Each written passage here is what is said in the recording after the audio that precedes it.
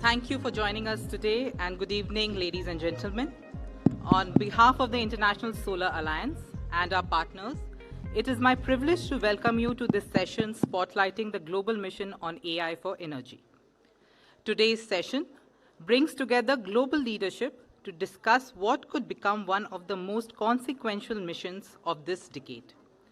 To formally open the session, I invite Mr. Karan Mangotra, Chief of Strategy and New Initiatives, International Solar Alliance, to deliver the welcome address.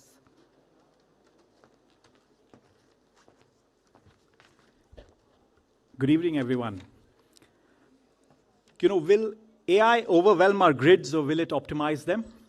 Will solar remain underutilized or will it be intelligently orchestrated across rooftop, substations, and markets? Will this transition be centralized and exclusive or decentralized and citizen-driven? These were the questions of why we began this journey. A few years ago, the conversation was simple. Deploy more solar, and we did. The world added record levels of solar capacity, roughly around 400 gigawatt in a single year. Costs fell, ambitions rose, and the solar revolution took hold. But as solar scaled, systems grew more complex. Rooftop panels multiplied, distribution networks became bidirectional. Electric vehicles and storage entered the grid. Now, at the same time, AI surged. Powerful, energy intensive, yet transformative. Now, what we realized was something very fundamental, that AI needs energy, but energy systems also need AI. And if we shape this convergence well, the future is extraordinarily promising. Now, imagine grids that anticipate stress before it happens, distribution networks that self-optimize, and rooftop solar aggregated intelligently, peer-to-peer markets empowering citizens, and cleaner power driving smarter economies. Now, it's not just about technology for its own sake. It's about reliability, affordability, and resilience for people. Now, at the International Solar Alliance, a Global South-anchored intergovernmental body, we are committed to ensure that this transformation is inclusive. AI-enabled energy systems are deployed not only in advanced markets, but where the demand is rising the fastest and the impacts matter most. Through practical, use case-driven collaboration, we are moving from ideas to implementation. Now, on behalf of the ISA, I would like to sincerely thank the Ministry of New and Renewable Energy, Ministry of Power, Rural Electrification Corporation, and FSR Global for their leadership and partnership on this. I would also like to acknowledge the ISA Multi-Donor Trust Fund partners, GIAP, and our knowledge partner, Systemic, for helping us shape this important initiative. Most importantly, I would like to thank and welcome all our distinguished panelists and participants for being a part of this journey. So we began all of this with solar deployment, but today we stand at the intersection of solar and AI. And the future, if we design it well, is intelligent, inclusive, and deeply citizen-centric. So welcome you all and look forward to an engaging session. Thank you, Mr. Mangotra, for setting the tone and reminding us why this movement demands collective leadership. As we move from vision to architecture, this next segment of our session highlights a key enabler, the India Energy Stack. Let's begin by watching a short explainer video.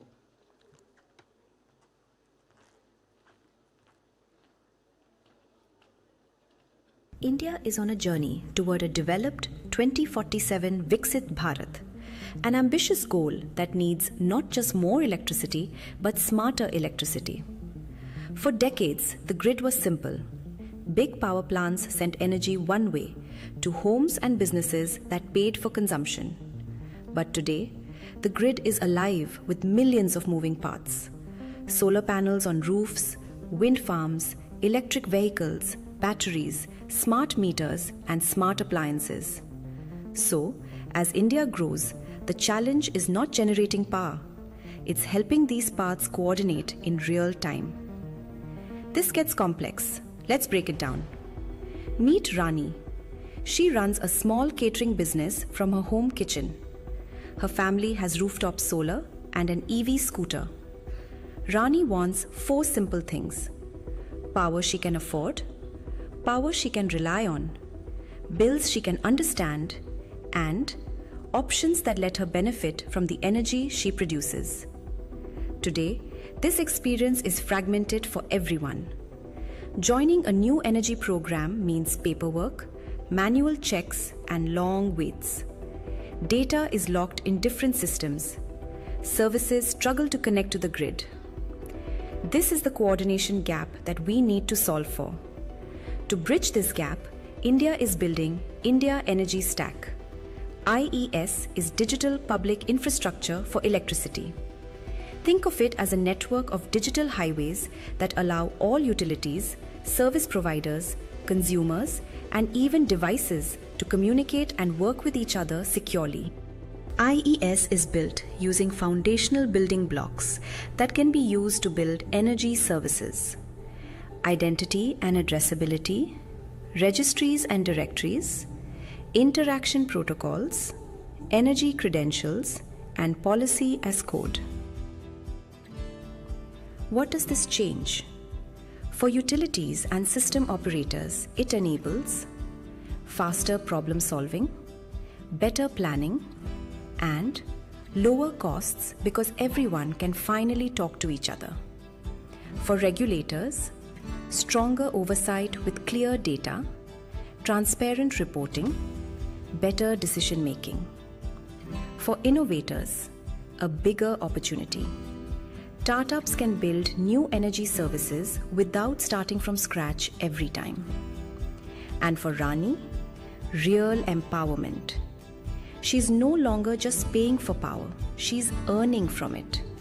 She gets paid fairly for her extra solar energy, charges her EV smoothly, understands her bills, and gets help quickly when she needs it. IES opens the door to this kind of energy agency and livelihoods at scale. Imagine women-led groups in small villages and local entrepreneurs across the country delivering trusted energy services to their communities. IES is not just a piece of technology. It is the foundation for coordination, trust, and reliability on a national scale. It creates a cleaner, more reliable power system where electricity becomes not just a cost, but an avenue for livelihoods and empowerment. One nation, one frequency, now one digital grid. India Energy Stack, an initiative by the Ministry of Power. Built in India for the world.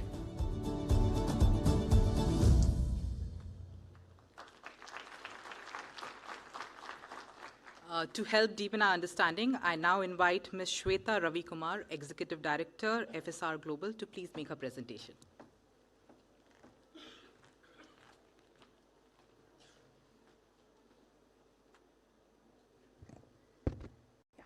Good afternoon, everyone. Thank you so much for this opportunity.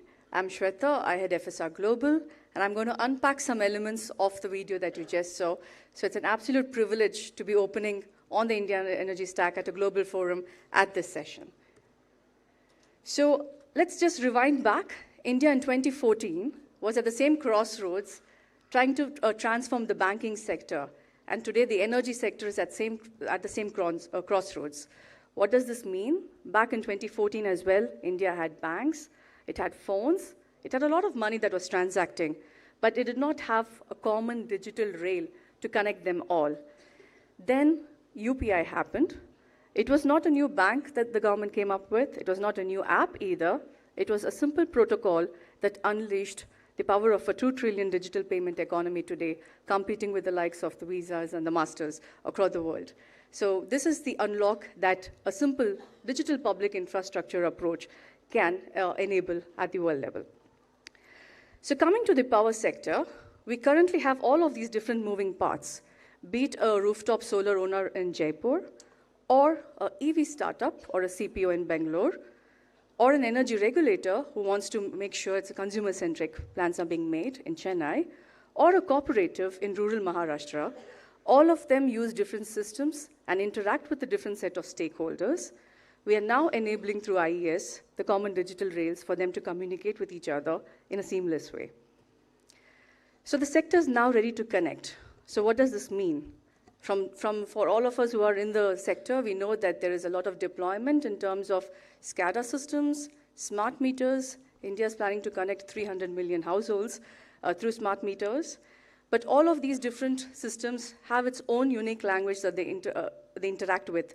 Interoperability does exist, but it is not in a seamless way that we would be able to extract at the scale that we're talking in the case of India. So here, how can we move from siloed to more shared information? How can you have interoperability at the heart of design so that you make that seamless interactions possible, and create an ecosystem that allows for innovation to scale up all of these leapfrogs that we are envisioning for the sector. So this is where IES comes in as a trust bridge. Let's look at some of the examples that are more closer to all of us in our day-to-day lives. For instance, how if every meter, a solar panel, or an EV charger had a verified digital identity, much like how all of us as citizens of this country have Aadhaar, which was a DPI. Again, if an app can discover, transact, or settle energy services across utilities, say we move from one city to another, that would be very similar to the UPI that we have today, that we also generously use on a day-to-day basis. I don't think so any of us carry cash anymore in our wallets. If there are anyone, you can raise your hand.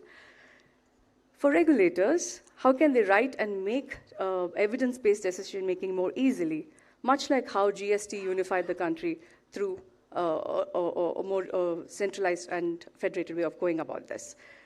Likewise, if you want to have prosumers, like we saw in the case of Rani in the video before, wants to sell her surplus power and exchange it with another customer from within her city or beyond in another state, then you have other DPIs like ONDC, which will facilitate for this. So India Energy Stack is not either Aadhaar, UPI, ONDC, or GST. It's all of the above. So it's nothing but a set of protocols and specifications that enable for this interaction to happen in a trustworthy manner.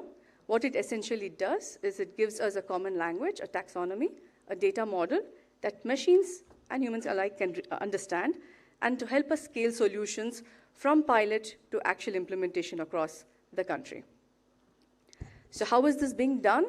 When we say a digital public infrastructure, it's not a monolithic solution that is being developed to be deployed across the ecosystem.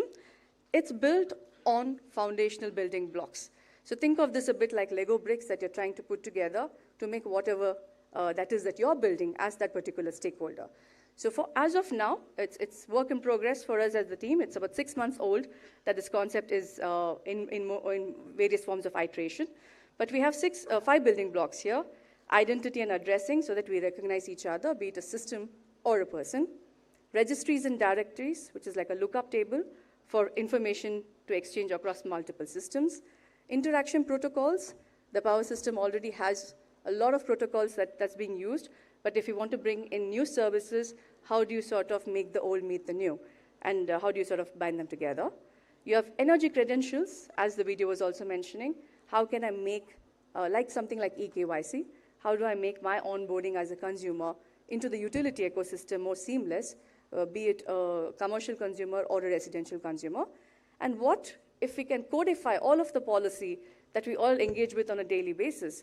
It could be for a utility to look at, to understand what tariff applies to which consumer, or it could be for researchers to understand how do you bring in the next kind of policy intervention to work with the policymakers. So if we can codify a lot of the policy, it becomes easy for us to scale and enable analytics over and above that. This is where the AI unlock happens. What IES will do, because of its standard data models and organizing information in a common way, would allow for the data that is needed for AI to be able to become that intelligence layer on top to give any of us whatever questions we may have. It could be a grid operator asking for what should be the reliability or flexibility measures that they need to keep in mind, or it could simply be me as a consumer trying to understand my own behavior, or it could be for policymakers or businesses to know where do I park my money and how do I make those investments. So basically, IES would act as that bedrock over which AI can literally unlock AI agents for 1 billion. And that is what we intend to demonstrate in 2 days from now and continue to do so through the many months and years. And not just that, we as a country are now moving away from the conversation on energy access to energy agency, because we are democratizing power here. That means self-help groups can now invest into decentralized systems and participate as an active participant in the ecosystem. College students can become part of the solution building, because we're opening up the innovation ecosystem through accelerators. Or the agrarian society, the farmers, can now participate in offering flexibility and in demand response by simply adjusting some of their consumption patterns.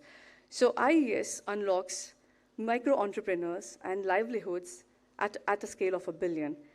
And so consumers are now becoming participants, passive becomes active, and access becomes agency. And that's the vision that we have at the India Energy Stack.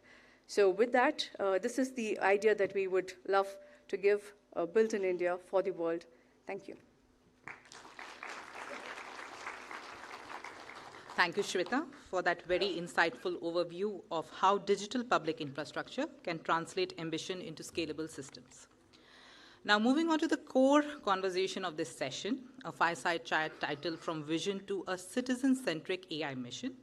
It is my pleasure to invite our distinguished speakers, Mr. Hemang Jani, Senior Advisor to the Executive Director for India, Bhutan, Bangladesh, and Sri Lanka World Bank, Mr. Henry Verdier, Director General, INRIA Foundation. Please join us on stage, sir. Mr. J.V.N. Subramaniam, Joint Secretary, Ministry of New and Renewable Energy, Government of India, and the chair for this segment, Mr. Ashish Khanna, Director General, International Solar Alliance. A big round of applause, please.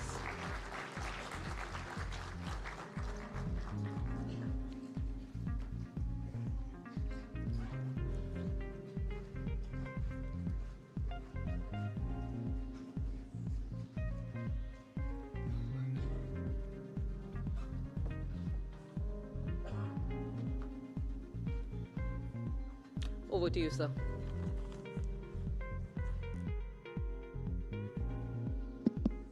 Thank you, Aarti.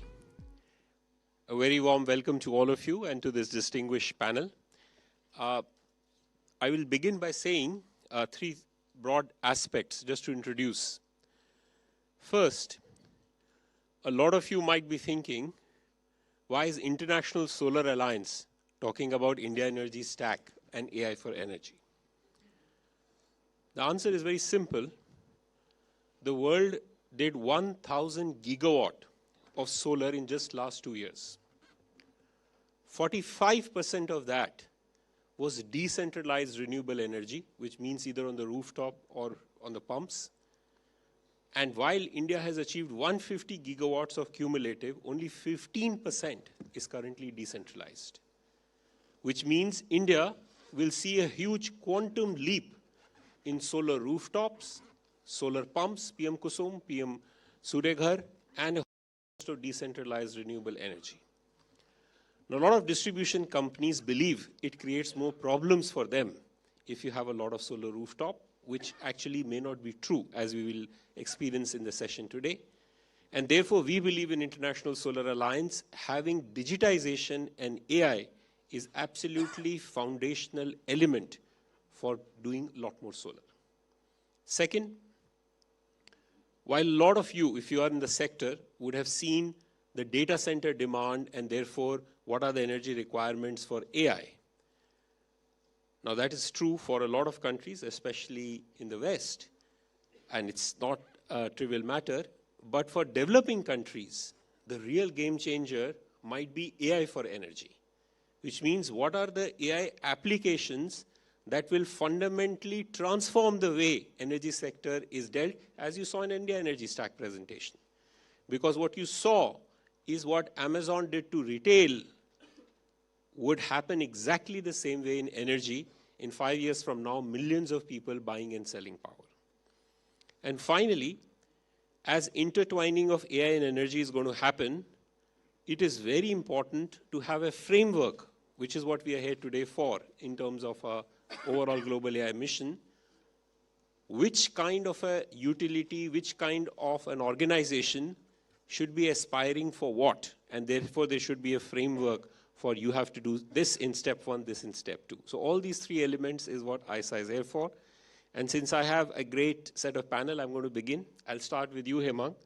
Hemang is not only a senior advisor in Indian ED's office, he has worked very closely on Capacity Building Commission, Prime Minister's Office, Government of Gujarat, and World Bank as well.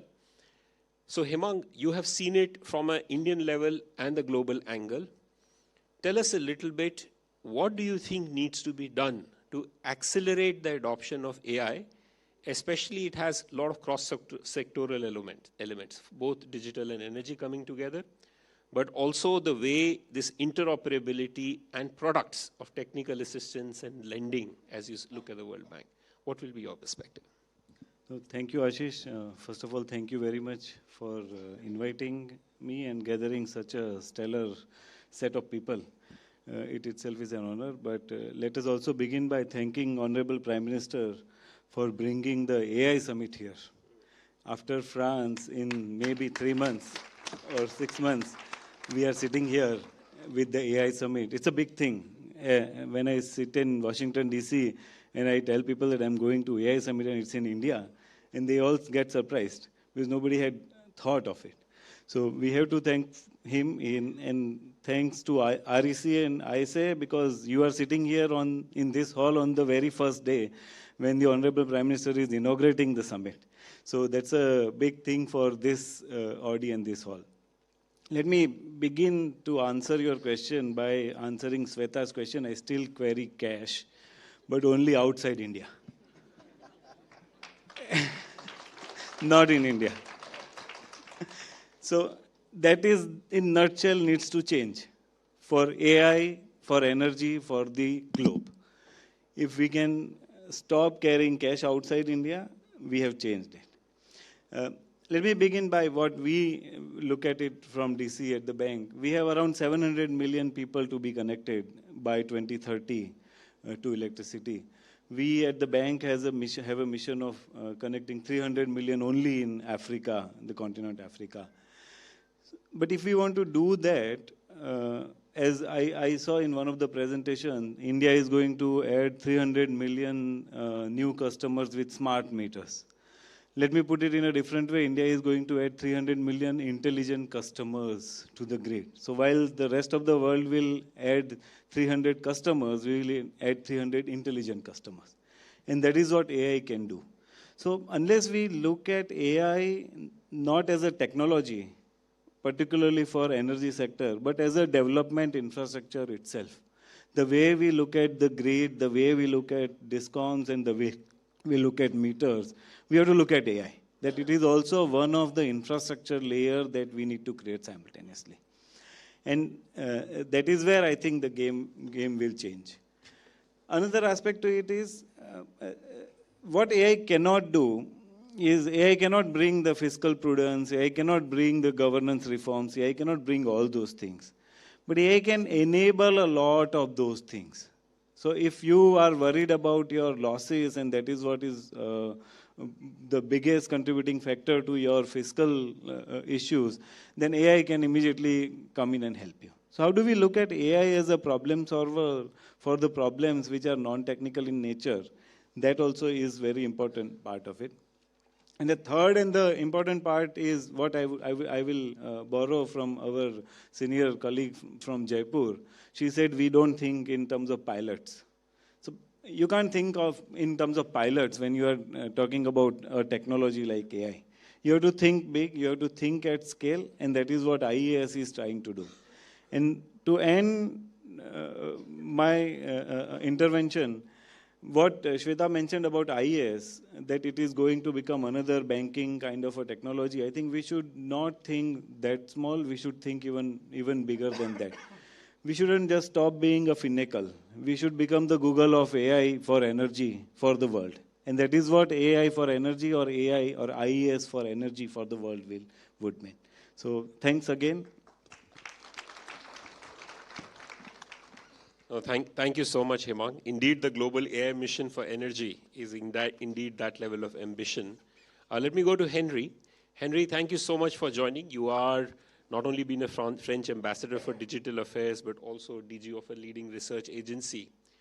Tell us a little bit. You mentioned very clearly that you're much more of an AI person than energy. When you hear this big push of trying to bring energy and AI together, what's your reaction on what will it take to create this ecosystem of interoperability, stack for payments, and citizen-centric approach? Thank you. Very happy to be in India again, even if I'm not anymore an ambassador. We need to work hard to build proper ecosystems, but we need open standards, ecosystems, and good regulation if we want to win this thing. But first, I want to recall, you know this, but I will say it from a digital perspective. The energy transition is accelerating everywhere, as you said. Our power systems are becoming more and more complex, with more renewable energy, more decentralization, higher expectation for resilience from citizens, from businesses, from governments. I believe that artificial intelligence might be the only way to shift to our prioritizing renewable energies. We cannot build a new system in the old organization. So we must use it, but we also must remember that innovation is not always a progress, and that sometimes, especially in the field of digital, it did turn bad. We have bad experience with social network, for example. The AI didn't play a good role, the uncontrolled AI. We did start with open and genuine and decentralized network, but some people took control, putting companies on the top of those infrastructure. So we have to learn some lessons from this. I want to add, before answering briefly to your question, France comes to this conversation with a third objective. We want the digital revolution and the environmental transition to move forward together, and that's very important. So I don't know if you know, but in France, in 2021, we did adopt a law specifically aimed at reducing the environmental footprint of the digital sector. Because, of course, there is a growing issue regarding the cost, the consumption of AI, and we have to invest fiercely to... You did see the IEA report noting that AI could represent a meaningful share of global electricity demand soon, in 2030. So we should ensure that the AI for energy does not unintentionally create a new stress on power system. So just to mention this, that's why France helped to launch with India the International Sustainable AI Coalition during the Paris Summit, and we expect to go further during this impressive summit. I did mention this because if we come back to your question, I told you open standards, ecosystems, and regulation. Open standards are the heart of the digital revolution itself. Everything is based on TCP/IP, HTML, and other open standards, and that's not a coincidence. With open standards, first you share innovation everywhere. Because you don't have to spend time and money to make money, you can decrease the return on invest, and you can encourage a lot of innovation. And of course, people don't notice, usually. You give a strategic possibility to everyone to cooperate and to discover much more efficient way. I don't go further because I think that Sujit and the experience of the Indian digital grid will go further to this. But when you have open standards, you need big, extensive ecosystems with a huge variety of factors. They will, if you pay attention to the history of humankind, you don't have any example of anything important that was not within a very diverse and vibrant ecosystem, with this important concept of co-opetition.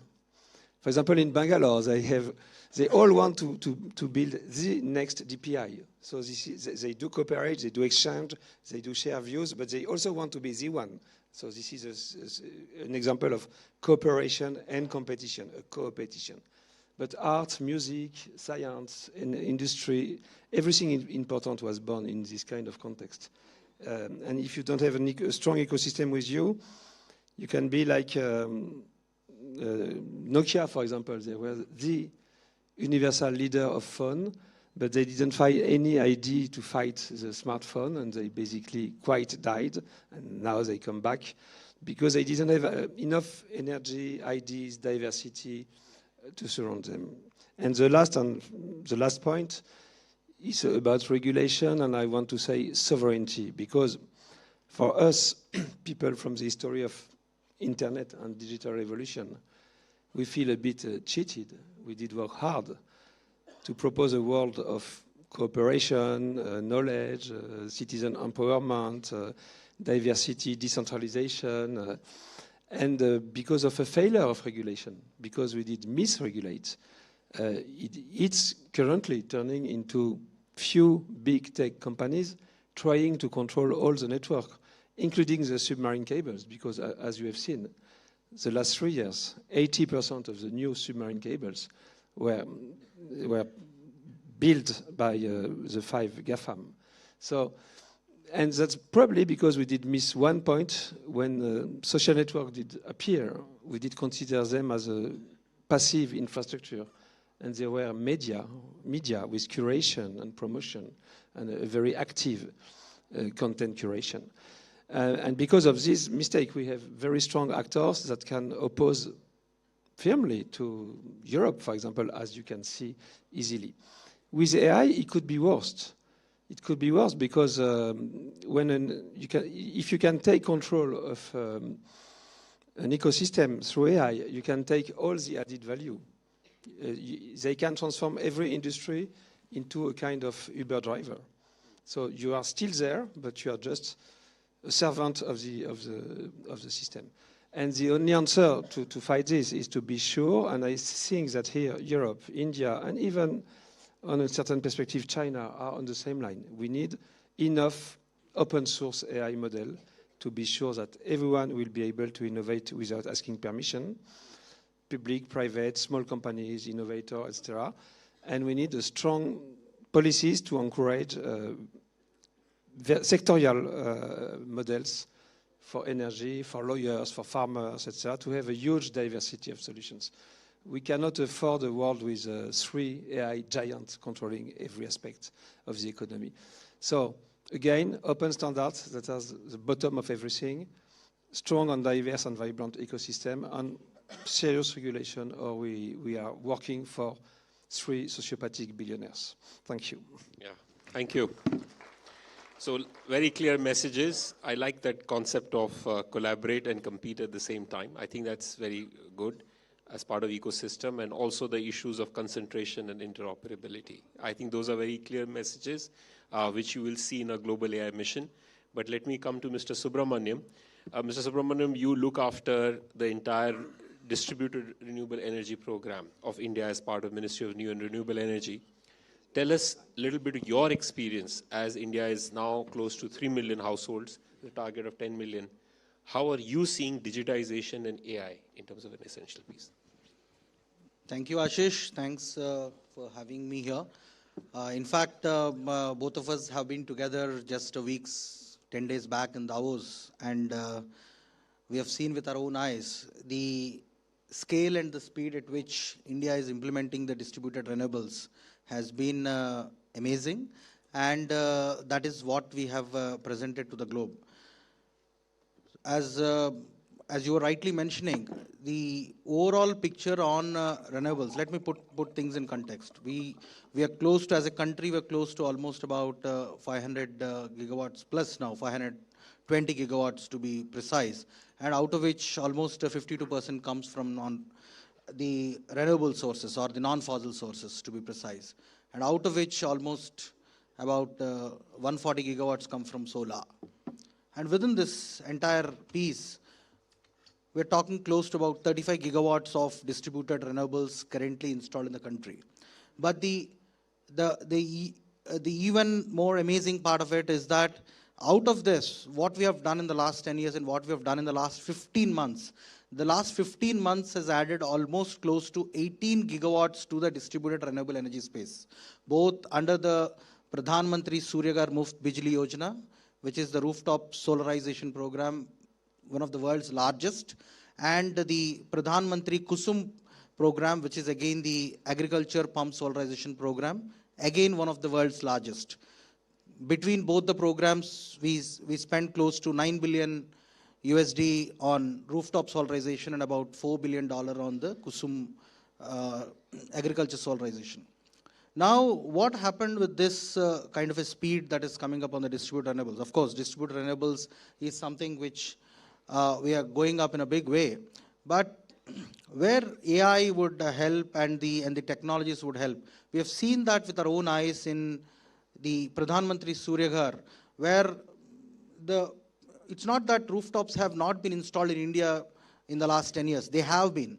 But what has changed significantly? Why is that we could do almost 50% of what we have done in the last 10 years in the last 1 year is because of the technology solutions that we have incorporated. And the technology solutions have benefited the consumer, the people who are on the field, the vendors, the banks, and the discoms alike. So when you build a single portal, national portal, have all the stakeholders come onto it, so it adds that much of value and credence. Now, having said that, what AI is going to do, in fact, I'm sure what Shweta has presented in the India Energy Stack, it's going to be a game changer, especially for the DRE. One, because it has got all the elements of what an energy stack should do. It is not providing softwares, it is providing governance.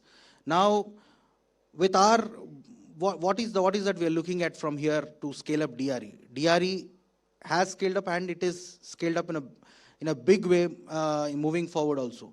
But where our challenge lies is on the distribution systems, where unidirectional flow of transformers are there, where millions of prosumers are now generating, where demand response becomes important, where the assets that are being developed across the country need to be maintained.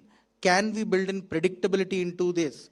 There are a lot of generators who require weather forecasting, predictive analytics. Can we get this onto the AI tool? Lastly, as a consumer, as a prosumer, whether I know is my rooftop system, is my solar pump generating enough when compared to my peers? Can I be able to sell my electricity to the other peers, which the P2P is trying to enable? So these are enabling decisions. So if you ask me what the AI is going to do in the future, it will not just make us act, it will not just make us react, but it will make us act. So that is the story that we are looking forward as far as DRE and the AI convergence is concerned. Yeah. Thank you. Before I hand over back to Aarti, I'm actually going to ask a very quick one-sentence question to all three of you in the same order. There is incredible noise around AI, I feel. And it's very important to lead it to specificity. So my one-line question is, what would success in next 1 or 2 years on AI for energy should mean? Start with you, Hema.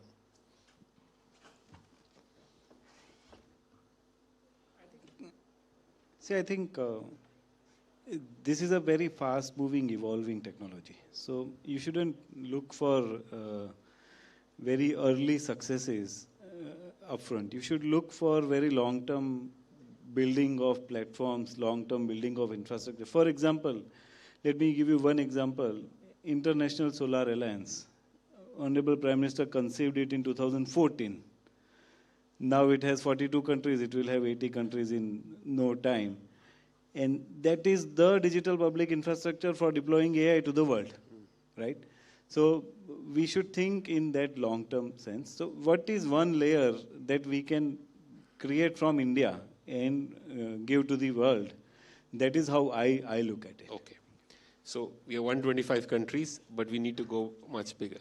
Henry, what will success look like in next 1 or 2 years?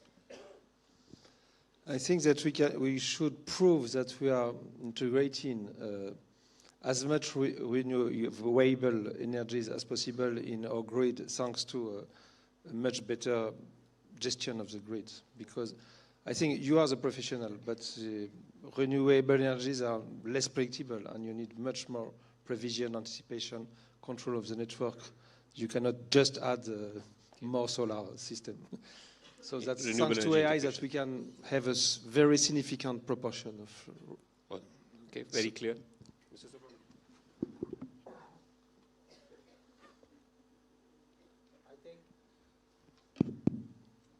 I think in the next 2 to 3 years' time, success in AI and the RE convergence would be where the overall cost of power to the consumers go down, our industrial competitiveness goes up, and consumer empowerment becomes a prosumer empowerment, and our grids become ready for energy transition. This is all what I would look like. Wonderful. So with that, thank you very much. Please give a round of applause to this set of panel. We are going to have lots more people joining. Aarti, over to you. Thank you, sir. Thank you, Chair, and thank you, panelists, for that very rich and forward-looking discussion. And I request that you continue to stay on stage with us. We now move to a significant milestone for the evening, the launch of the report that lays the foundation for the global mission on AI for energy. To mark this launch, I request all our panelists to please join us on the stage. Ms. Aarti Dogra, Chairperson Discoms and Managing Director, Jaipur Vidyut Vitran Nigam Limited. Mr. Abhishek Ranjan, CEO, BRPL. Mr. Sujit Nair, CEO and co-founder, FIDE. And Mr. Jeremy Oppenheim, Managing Partner, Systemic.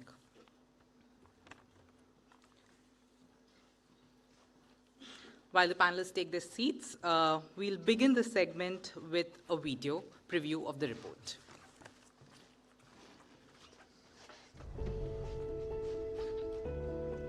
The world is undergoing the fastest energy transformation in history. Renewables are scaling. Electricity demand is surging. Power systems are becoming more complex than ever before. But clean energy cannot scale without artificial intelligence. Without AI-enabled grids, the transition will slow, and the window to act is narrowing. Across the world, AI for energy efforts remain fragmented. Pilots, proofs of concept, isolated breakthroughs, but no coordinated backbone. Utilities face data silos. Regulators lack modern tools. Capital hesitates. Innovation moves, but not at the speed this decade demands. The latest ISA report makes a bold case. The world does not need more pilots. It needs a global mission for AI for energy. A citizen-centric mission to institutionalize delivery. To bring urgency and focus. To scale what works. To move from experimentation to execution. Because no single country and no single institution can do this alone. Under the leadership of the International Solar Alliance, representing over 120 countries, this mission will turn AI potential into measurable outcomes, faster renewables integration, lower system costs, greater reliability, stronger energy security. It will stand on 5 pillars: smarter policy, skilled people, secure data systems, innovation at scale, and finance that unlocks deployment. But this mission is not just about technology. It is about people. Citizens who understand their energy use, optimize their bills, participate in electricity markets, become producers, not just consumers. A citizen-centric power system is more efficient, more resilient, and fairer. The coming decade will define the future of global energy. Collaboration today will determine affordability, security, and sustainability for generations. The technology is ready. The opportunity is clear. This is the moment for a global mission for AI for energy. And the time to act is now.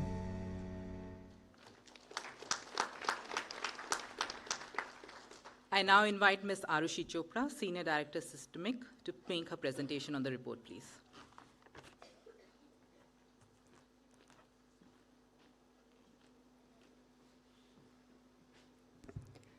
Hi, everyone, and really delighted to be launching this report here today with you all. Solar growth has been outstripping all projections made to date. wind has been rising rapidly.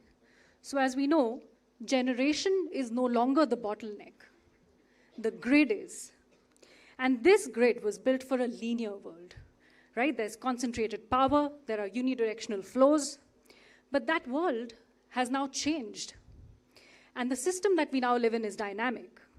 So upstream, you'll see that generation is now intermittent and decentralized. And downstream, you'll see that demand is being reshaped by heat waves, electric vehicles, data centers, right? We're living in a new dynamic system now. But the grid is not dynamic, right? The grid is linear. And therefore, that's the mismatch of the energy transition.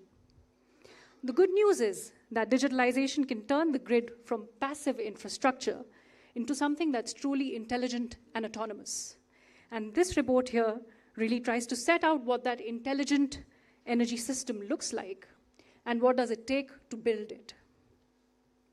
So we think of it as this digital ladder, if you like, right? At the very bottom of this digital ladder are, if you like, the ears and eyes of the energy system. This includes smart meters, sensors. They really help you build visibility. Then as you move to the blue rung, the second rung, if you like, these are almost like the arms and legs of your digital ladder, right, of the intelligent energy system. This helps you act on the data that has been collected in the bottommost layer. So take the example of, for example, if it's 6 p.m. and all electric vehicles have been plugged in at the same time, this will act on that data and smoothen the demand to ensure that the system doesn't fail. Then at the very top is effectively the brain of the energy system. This is not just reacting to the data that you get, but proactively anticipating what's going to happen in the future. So it almost helps you predict and look ahead. So based on, let's say, temperature readings today, it might help you predict